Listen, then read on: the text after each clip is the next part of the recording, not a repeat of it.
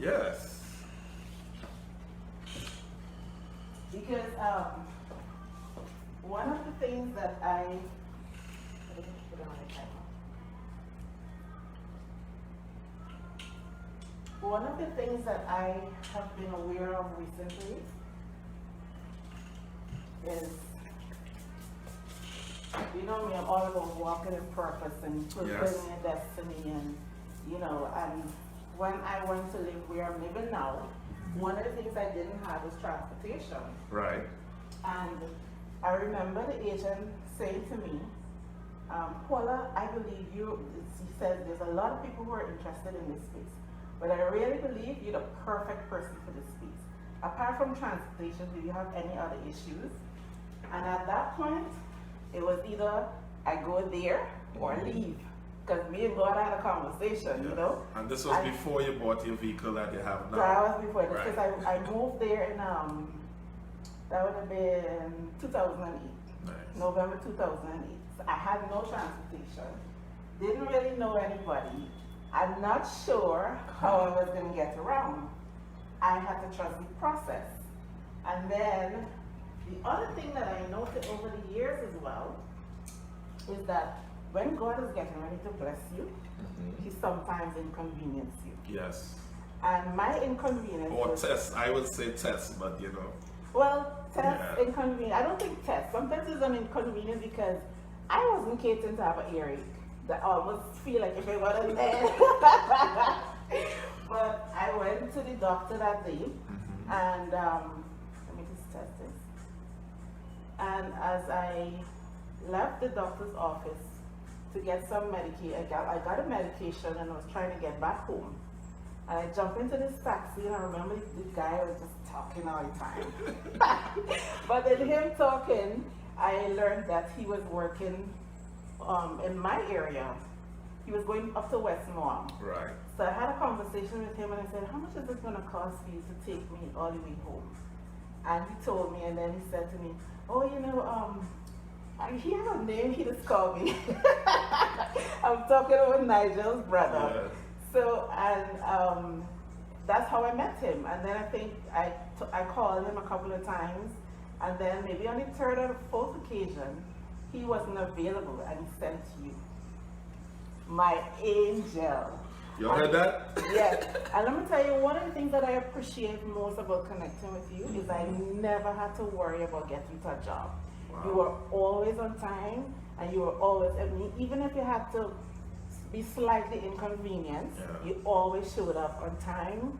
And if for whatever reason I'm late, I would usually always call. Yeah. You always call. So that is one of the things that I appreciated most. I didn't start with having what I have, but God chose someone to make sure that I got from point A to point B safely and on time. So as it was like, it's a domino effect. As a result of you being committed, I was able to be committed to my clients. Because you know how the movie business goes. Time is money. Yeah. And I really appreciate that about you. I appreciate your patience sometimes when you have to come and wait for me. Yes. I really, really appreciate that. So from your perspective, how was it? Well, just as you said, I was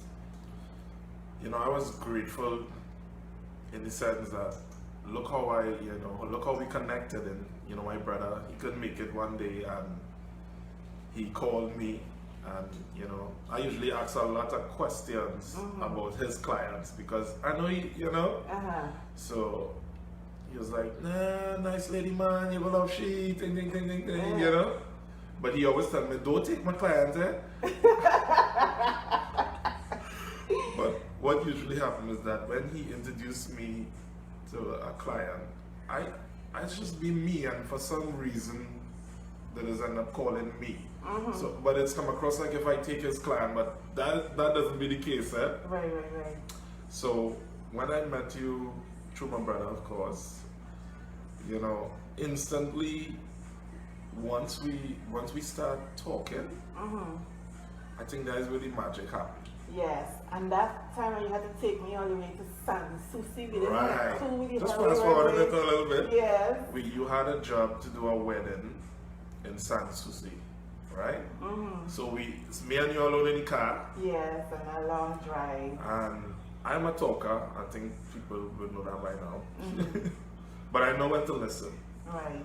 And we had a real, like a real intense, not intense, in sense maybe the wrong word, but a lengthy conversation about different topics in life, on life stuff, you know, relationships, because you know I love to talk about relationships. Yes, and that's my forte. Yeah, and you know, and that drive, I think we really connected in a level where we saw that both of us have a connection, you know, like a spiritual connection in terms of journey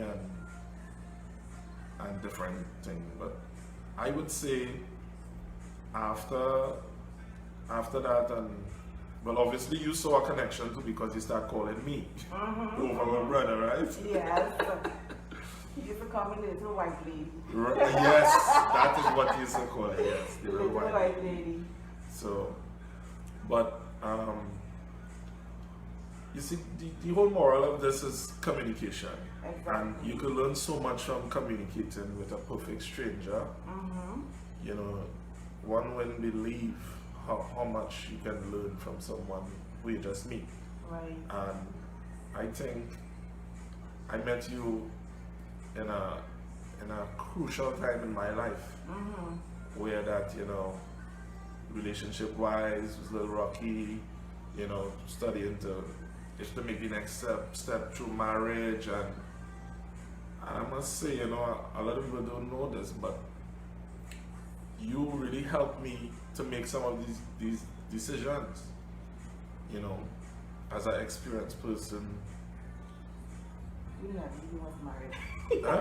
Who was never even married. well, funny that, you know, somebody who did marry could have counseled me on a level to, you know, and I think it was more of appreciating an individual. You teach me, you taught me, you know, and I'm really grateful for that. So I think in a nutshell, our connection was reciprocal, because a lot of times you meet people and you find you're the one who's giving, and you're not getting back anything. But our season was a good season. Yes. Yes.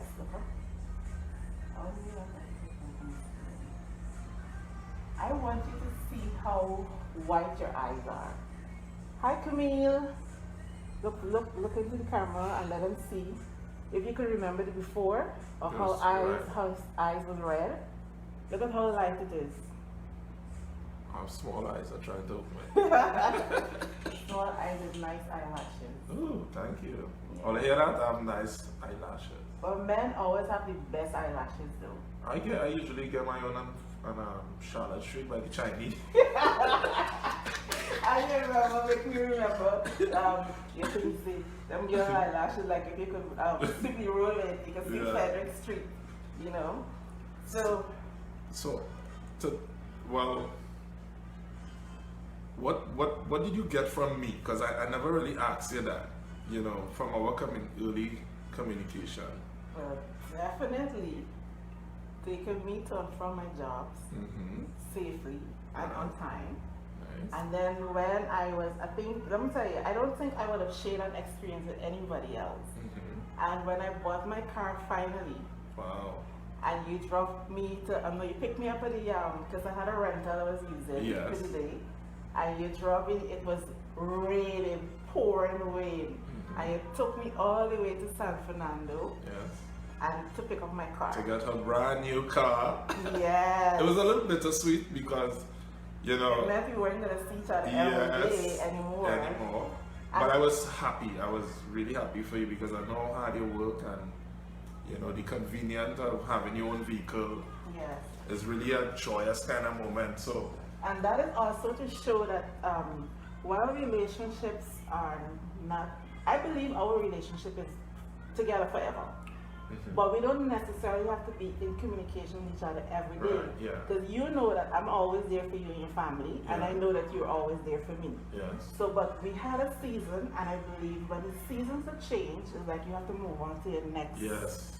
Yes. Because you're angel, I believe you're one of my earthly angels for Thank you. sure. And all of us are assigned to somebody, and somebody's assigned to us. So I believe that if people understand, maybe not a lot of people would understand this statement, but I honestly believe, yes, he has the best eyelashes. So we're talking about eyelashes. I really believe that we are mini gods. Right. In the sense that, okay, let's go a little, because you know these are conversations that we definitely have on our drive. Yeah. When we talk about going to church and God providing all your needs and that and the other, picture this. Where does it come from? Does it fall from the sky? Do you pick it up on the street corner? It always comes through somebody. Yeah. And a lot of times it don't necessarily be somebody who you know. So even though I'm assigned to you and you're assigned to me, because in this situation we were, there will be situations when you will be assigned to somebody, but they're not assigned to you. So you will find that you're blessing this person and they're not doing back anything for you. Yeah. But if you understand how, well, I shouldn't say understand, because understand is being underneath. Right. If you have the understanding that it's okay for this person not to give back to me, then you'll not be bitter, you'll not be resentful, because you understand that if I am blessing you, you don't necessarily have to bless me, and it's okay. So you don't have to be vexed with the person, you don't have to, you know, because a lot of people lose friends because of that. Yeah. You know? Meeting you did a lot for me. I never actually read a book Seriously? before I met you. Seriously? Besides school books, like actually read a uplifting book or a motivational book. You introduced me to that. What was it? You remember the first book?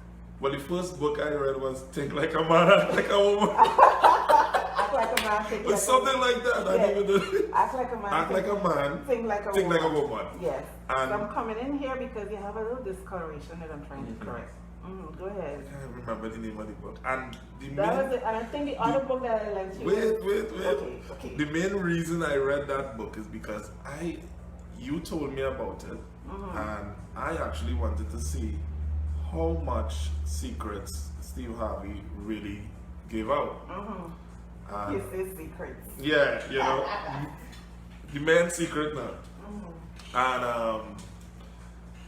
I must say, you know, someone who liked relationship stuff, yes, he let out a lot of secrets, but you could learn a lot from that book. Right. So that was the first book. And then we went into the motivational books. And you know, sometimes you know something, but when you read it, it kind of makes sense. It It registers, and it more or less let you know if you're on the right path or not. Right. And the You thing know. about books are like angels too. Because at least in my situation, because every time I had a question or I was pondering about something, sometimes I'm at home and I get invited to just go to a bookstore or go to the mall. I walk in the bookstore and first thing I see is what I want to know about. Right. Yeah. So books are like angels too. Yeah. The one in the book that I really appreciated was the Alchemy. The Alchemist. Yeah, Alchemist. You have that book. I didn't give you it back. No, you have that No, book. let me do the Wait, study wait, line. Let me do the study line. You have that book. Because like I couldn't hell let it, but don't worry, you can keep it because I end up buying another copy. That's how much I love it. And I never want. So I was like, what the hell? I knew I let somebody the book and I didn't get it back. So I didn't give you it back. No, but it's Wow. okay. You can keep I it. didn't know where that book is. Anybody out there, if I loan you all a book, please bring it back because most likely it's not my own. Because I can't even remember what I did with that. Don't even worry about it because, like I said, I bought another copy, so Right. I have one of mine. And nowadays, I really And that book it cements the whole logic of journey Yes. and patience, Mm-hmm. and things along that line. Yes. So that book, and it wasn't big and bulky. It was easy to read. Right.